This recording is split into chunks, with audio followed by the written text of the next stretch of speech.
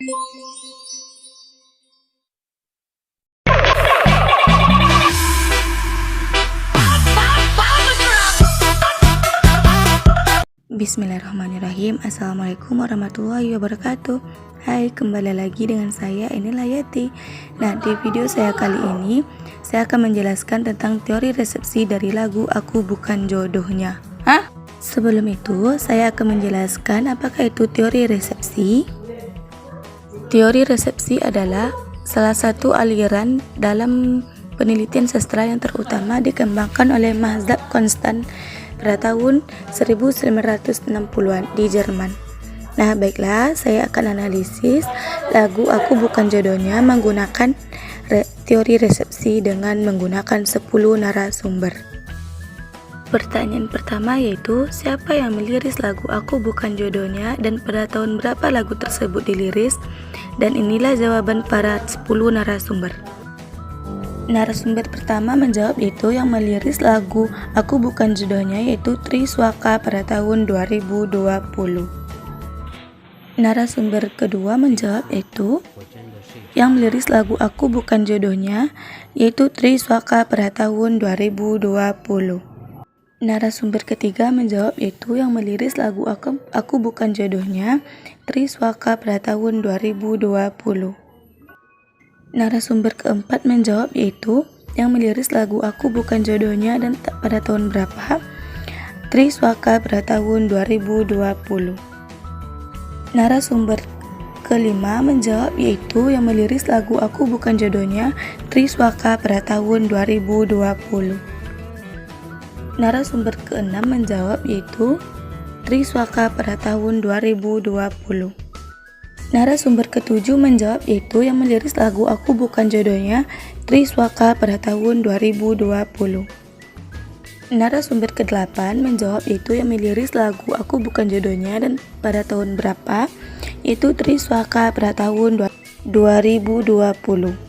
Narasumber kesembilan menjawab yaitu pada tahun 2020 oleh Triswaka. Narasumber ke-10 menjawab yaitu diliris pada tahun 2020 oleh Triswaka. Pertanyaan kedua yaitu sejak kapan kamu mendengar lagu ini, dan inilah jawaban daripada 10 narasumber tersebut. Narasumber pertama menjawab yaitu sejak aku sedang galau-galaunya. Narasumber kedua menjawab yaitu sejak tahun 2020. Narasumber ketiga menjawab atau mengatakan sejak tahun 2021. Narasumber keempat menjawab ataupun mengatakan sudah setahun ini. Narasumber kelima menjawab yaitu sejak tahun 2021. Narasumber keenam menjawab yaitu aku mendengar lagu ini sejak 3 bulan terakhir. Narasumber ketujuh menjawab yaitu pas lagunya baru keluar yaitu pada tahun 2021. Narasumber ke-8 menjawab yaitu pada tanggal 2 Mei pada tahun 2021. Narasumber ke-9 menjawab yaitu sejak 2 bulan terakhir. Narasumber ke-10 menjawab dia pernah mendengar lagu ini sejak tahun 2021. Pertanyaan ketiga yaitu di dalam lagu Aku Bukan Jodohnya menceritakan tentang apa?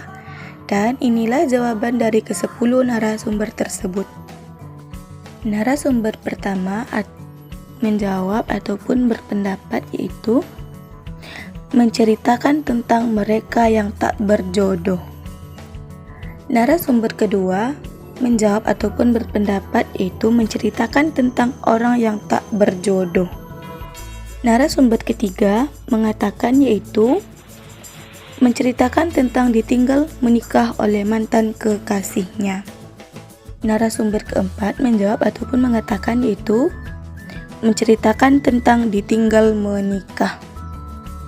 Narasumber kelima menjawab ataupun mengatakan yaitu menceritakan tentang orang yang tidak berjodoh. Narasumber keenam menjawab ataupun berpendapat tentang menceritakan tentang seseorang yang ditinggal menikah oleh mantan kekasihnya, di mana ia masih mencintainya. Narasumber ketujuh menjawab ataupun berpendapat yaitu menceritakan tentang curahan hati seseorang yang merasakan sedih karena ternyata kekasih yang ia idam-idamkan bukanlah jodohnya. Narasumber ke-8 menjawab yaitu menceritakan tentang jodoh. Narasumber yang ke-9 menjawab itu menceritakan tentang sepasang kekasih yang tak berjodoh. Narasumber ke-10 menjawab ataupun berpendapat tentang menceritakan tentang seseorang yang tak berjodoh. Pertanyaan selanjutnya ataupun pertanyaan yang keempat itu, apa makna dan pesan yang terdapat di dalam lagu tersebut? Dan inilah jawaban dan pendapat dari ke-10 narasumber tersebut. Narasumber pertama menjawab ataupun berpendapat, makna dan pesan yang terdapat di dalam lagu tersebut ialah jangan pernah terlalu percaya omongan pasanganmu yang halal saja bisa berdusta apalagi masih dalam ikatan pacaran. Ya. Narasumber kedua menjawab ataupun berpendapat yaitu apa makna dan pesan yang terdapat dalam lagu tersebut yaitu mengikhlaskan orang yang kita cintai. Narasumber ketiga menjawab atau berpendapat yaitu makna dan pesan yang terdapat dalam lagu tersebut yaitu sekuat apapun kita berjuang kalau memang bukan jodoh kita bakalan sia-sia dan bakal menjadi milik orang lain juga dan kita hanya menjaga jodoh orang. Narasumber keempat menjawab ataupun berpendapat makna dan pesan yang terdapat di dalam lagu tersebut yaitu bertahun-tahun berpacaran yang emang bukan jodoh tidak akan bisa bersatu. Narasumber kelima menjawab ataupun berpendapat yaitu jangan terlalu mencintai seseorang. Narasumber keenam berpendapat ataupun menjawab yaitu makna dan pesan yang terdapat dalam lagu tersebut yaitu seseorang yang sangat mencintai pasangannya tetapi tidak bisa memilikinya.